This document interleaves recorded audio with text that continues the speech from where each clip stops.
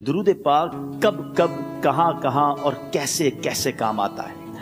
ایک بہت ہی خوبصورت واقعہ، بڑا ایمان افروز واقعہ ہے جو میں آپ کے سامنے پیش کرتا ہوں۔ ایک دوست نے اپنے ایک دوسرے دوست کو قرض دیا، اور جب اس نے قرض دیا تو وہ قرض ایک بڑی اماؤنٹ تھی، 3000 دینار۔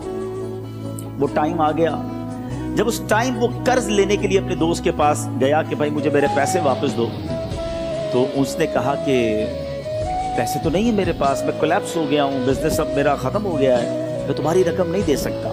اس نے ایک اور ٹائم دے دیا اسے کہ ٹھیک ہے اب اتنے دنوں کے بعد میں دے دوں گا۔ وہ ٹائم بھی گزر گیا، اور جب وہ ٹائم بھی گزر گیا تو اس کے بعد اس دوست نے کہا کہ اب تو پیسے دے دو بھائی، میرا ٹائم پورا ہو گیا۔ پھر نہ دے سکا ٹائم، آخر کار معاملہ جو ہے وہ کورٹ میں چلا گیا، قاضی کے پاس چلا گیا۔ اب قاضی نے جس کو پیسے دینے تھے اس کو بلایا اور کہا کہ بھائی آپ کو اس کے پیسے دینے ہیں؟ کہتا ہے ہاں پیسے تو دینے ہیں۔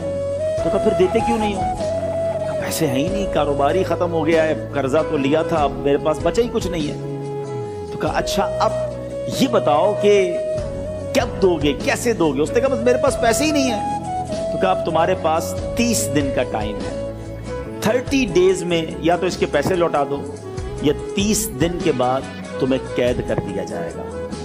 یہ شخص اب گھر آیا، پیسے تو تھے نہیں، مگر شاید علماء نے لکھا کتابوں میں، یہ واقعہ کئی بڑی بڑی کتابوں میں لکھا اور درود پاک کے فضائل کی بڑی بڑی کتابوں میں لکھا، اور اس شخص نے سوچا کہ اس نے ایک حدیث پاک پڑھی ہوئی تھی کہ جس میں نبی پاک علیہ الصلوۃ والسلام نے فرمایا ہے، جس کا مضمون ہے کہ جو شخص پریشان ہو، مصیبت زدہ ہو، اسے چاہیے کہ مجھ پر کثرت سے درود پاک پڑھے، کیونکہ درود پڑھنا مصیبتوں اور پریشانیوں کو لے جاتا ہے۔